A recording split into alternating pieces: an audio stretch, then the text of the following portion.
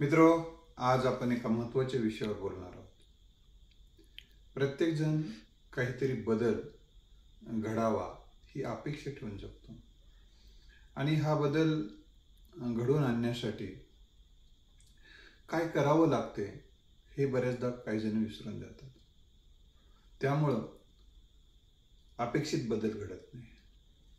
त्यामुळं आपल्याला जीवनामध्ये काही बदल हवे असतील तर काय केलं पाहिजे या विषयावर आपण बोलणार आहोत. मी अनेक ग्रंथ वाचले, अनेकांचं जीवन अनुभवलं, स्वतःचे जीवन जगलो. याचा सार आपल्याला मी आज सांगणार आहे. कारण प्रत्येकाला बदल, परिवर्तन हवं आहे स्वतःच्या जीवनात आणि समाजाच्या जीवनात. पहिल्यांदा स्वतःच्या जीवनात बघूया. अपेक्षा करतो आपण की माझ्यामध्ये असं बदल व्हायला पाहिजे, असं व्हायला पाहिजे, असं झालं मग असं असं होते. असं बरेच माणसं असं स्वप्न बघतात.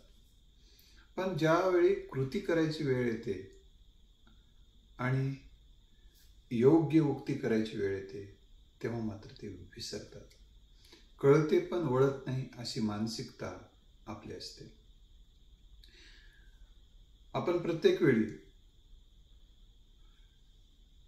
ज्या काही कृती आणि उक्ती करणं गरजेचे असते त्या केल्याशिवाय रिझल्ट हाती येत नाहीत. Right thinking, right action, right result हे जीवनाचं सायन्स आहे. हे आपण एकदा समजूनच घेतलं पाहिजे. बरेच जण वाट पाहतात, अमुक अमुक पाडवा झाल्यानंतर असं होईल, श्रावण संपल्यानंतर असं होईल, की इतक्या जपमाळा केल्यानंतर असं होईल, या देवाला जाऊन आल्यानंतर असं होईल, त्या महाराजांच्या दोऱ्या घालून घेतल्यानं असं होईल, या शनी मंदिराला जाऊन आल्यानं असं होईल. मला सांगा, प्रत्येक गोष्टीसाठी जसं उदाहरण एक मी तुम्हाला देईल. तुमच्या घरामध्ये वेगवेगळ्या कुलूप आणि चाव्या आहेत. प्रत्येक कुलपाला कुलूप वेगळं आणि चाव्या वेगळ्या असतील तर प्रत्येक चावीला सगळे चाव्या येणार नाहीत. त्यातली जी चावी अपेक्षित असते, जी त्याच कुलपाची आहे तीच येईल ना.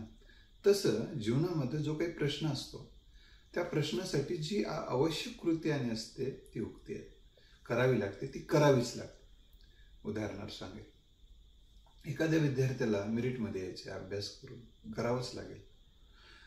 जो काही सिलेबस आहे अभ्यासावा लागेल, तो लक्षात ठेवावा लागेल, परीक्षेमध्ये लक्षात ठेवलेलं लिहावं लागेल, तरच तो परीक्षेमध्ये उत्तीर्ण होईल. नाहीतर तो नामस्मरण करत बसला म्हणून होईल का? नाही. नामस्मरण सुद्धा मानसिक स्वास्थ्यासाठी गरजेचं आहे. म्हणून प्रत्येक कृती आणि उक्तीचे रिझल्ट काय येणार आहेत याचा आपल्याला अभ्यास करावा लागतो. दुसरं एक उदाहरण मी तुम्हाला या निमित्ताने देईल. शेतकरी प्रार्थना करतो पाऊस पडू दे म्हणून. प्रार्थना करतो आणि मग प्रार्थना करूनच घरी थांबतो का? नाही.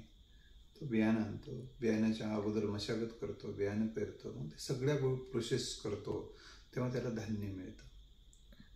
तसं आयुष्याचं आहे. त्यामुळे तुम्हाला जर काही तुमच्या जीवनात बदल हवे असतील तर आजपासून, आत्तापासून तुम्हाला काही गोष्टी करायला सुरुवात करावी लागते. पहिल्यांदा तुम्ही लिहून काढा तुम्हाला काय बदल हवे आहेत आणि का बदल हवे आहेत. काय बदल हवे आहेत आणि का बदल हवे आहेत.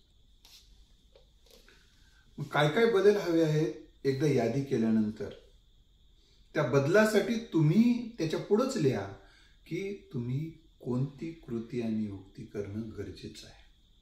हे लिहून काढल्यानंतर त्या त्या क्षेत्रातल्या तज्ज्ञ व्यक्तींचा, त्या त्या क्षेत्रातील अनुभवी व्यक्तींचा सल्ला घ्या, मार्गदर्शन घ्या. हे मला हवं आहे, यासाठी मी ही कृती आणि युक्ती करणार आहे, ही बरोबर आहे की नाही. मग त्यानंतर प्रत्येक कृती आणि युक्तीसाठी सिद्ध राहा. तुमच्या जीवनात बदल होईल. दुसरा एक महत्त्वाचा मुद्दा या निमित्तानं सांगतो. यासाठी तुम्हाला काही अनुभवी व्यक्तीचे अनुभव तुम्हाला कामी येतील. त्या व्यक्तीने आपल्या जीवनात बदल घडवून आणण्यासाठी काय काय खस्ता खाल्ल्या, कोणते कष्ट घेतले, कोणत्या कृती केल्यात, उक्ती केल्या, त्यांचं जीवन अभ्यासा. हजारो व्यक्ती, लाखो व्यक्ती त्या जगामध्ये यशस्वी आहेत. त्यांनी परिवर्तन घडवून आणलेलं आहे, ते तुम्ही अभ्यासा. तर यशासाठी आवश्यक असणारे घटक त्यांचे चरित्र अभ्यासा, त्यांचे आत्मचरित्र अभ्यासा. तर एक मी तुम्हाला गोष्ट सांगेल की तुम्हाला एक जीवनात परिवर्तन हवं आहे ना, त्यासाठी पहिल्यांदा मी आत्ता सांगितलं की तुम्ही मला ते परिवर्तन का हवं आहे आणि ते कशा पद्धतीनं साध्य होत असते हे लिहून काढा. आणि ते मात्र वस्तुनिष्ठ असलं पाहिजे. आता पहिल्यांदा हे मी सांगेल की तुम्हाला ध्येय, गोल सेटिंग करावीच लागेल. हजारो गोल असू शकतात लाईफमध्ये, पण एका वेळी एकच करावं लागेल. आता मी यावेळेस तुमच्यासोबत बोलतोच आहे, आता वेळेस दुसरी कृती आणि दुसरी उक्ती मी नाही करू शकत. म्हणजे एका वेळी एकच कृती आणि उक्ती करतो. बऱ्याचदा आपल्यात गोंधळ असतो, एका वेळी अनेक कृती अनेक उक्ती असा गोंधळ, आणि हे गोंधळलेली मानसिकतेमध्ये योग्य रिझल्ट येत नसतं. म्हणून ध्येय ठरवा, आणि ध्येय ठरवल्यानंतर त्यासाठी आवश्यक जो काही वेळ आहे त्या वेळेचं नियोजन करा. वेळ आणि कामाचं नियोजन ज्याच्याकडं असते ती माणसं यशस्वी होतात. ती माणसं स्वतःच्या जीवनात आणि समाजाच्या जीवनात परिवर्तन घडवून आणू शकतात. त्याचबरोबर हे सगळं करत असताना तुमच्यामध्ये प्रचंड असा आत्मविश्वास पाहिजे, आणि ते तुम्हाला बदल तुमच्या नजरेसमोर रोज दिसला पाहिजे. मी असा बदल घडवून आणू शकतो. त्यासाठी आत्मविश्वास ही महत्त्वाची गोष्ट आहे. श्रद्धा असली पाहिजे, यस याचं मला फळ मिळणारच आहे, या दिशेनं कामाला लागा, तुम्हाला अजून यश मिळालं.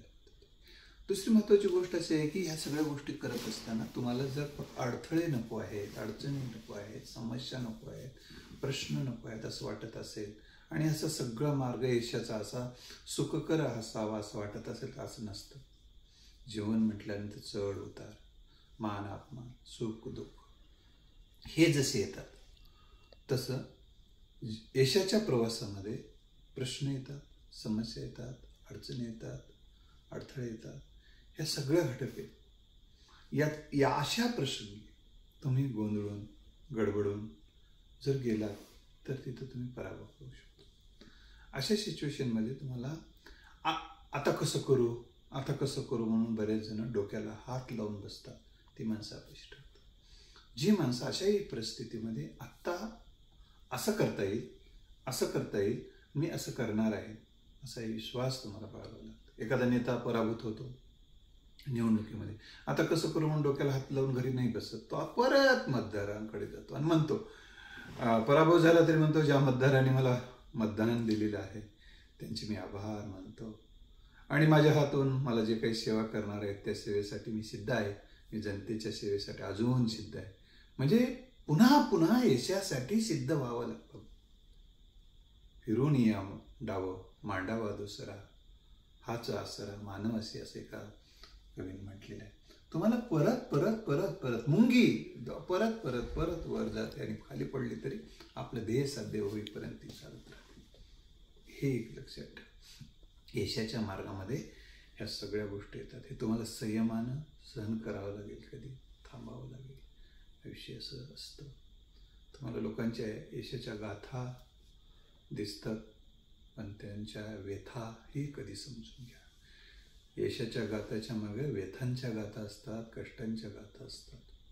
हे ज्यांनी समजून घेतलेलं असते ती माणसं यश मिळवलं त्यांचा द्वेष करत नाही. तुम्हाला जीवनामध्ये यशस्वी व्हायचं असेल तर यश मिळवलं त्यांचा द्वेष करत. जीवनामध्ये यशस्वी होण्यासाठी त्यांच्याकडून प्रेरणा घ्या. प्रेरणेच्या जोरावर अडचणीचे पर्वत हलवता येतात. ज्यांच्या प्रेरणा संपल्या ती जागची चालत नाहीत. मित्रांनो, मी आज तुम्हाला ही जी काही गोष्टी सांगतो आहे, माझ्या जीवनामध्ये सुद्धा मी अनेक अडचणी, अनेक अडथळे, अनेक समस्या, अनेक प्रश्न हाताळलेले आहेत. त्याचबरोबर मी कुठल्याही सिच्युएशनमध्ये थांबत नसतो. मी बिमार पडलेला असताना पण लिहित असतो. मला कुठल्याही सिच्युएशनमध्ये माझं लेखन, माझं बोलणं मी थांबवत नाही, माझं काम मी थांबवत नाही. आजही मी प्रोफेसर असताना मी आजही अभ्यास करतो, आजही मी लोकांशी बोलतो, आजही लिखाण करतो, दररोज आर्टिकल लिहितो आणि हे सगळं करत असताना, जग झोपलेलं असताना मी ह्या सगळ्या गोष्टी पहाटे उठून करतो.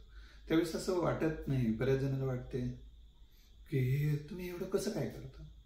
त्यासाठी काही गोष्टीचा त्याग करावा लागतो. यशस्वी माणसं काही गोष्टीचा त्याग करतात. तुम्हाला काही गोष्टी, सगळ्याच गोष्टी भोगत राहावं आणि सगळ्याच गोष्टी मला प्राप्त व्हावं असं नाही होत. तर त्याग हा सुद्धा यशाचा एक घटक आहे.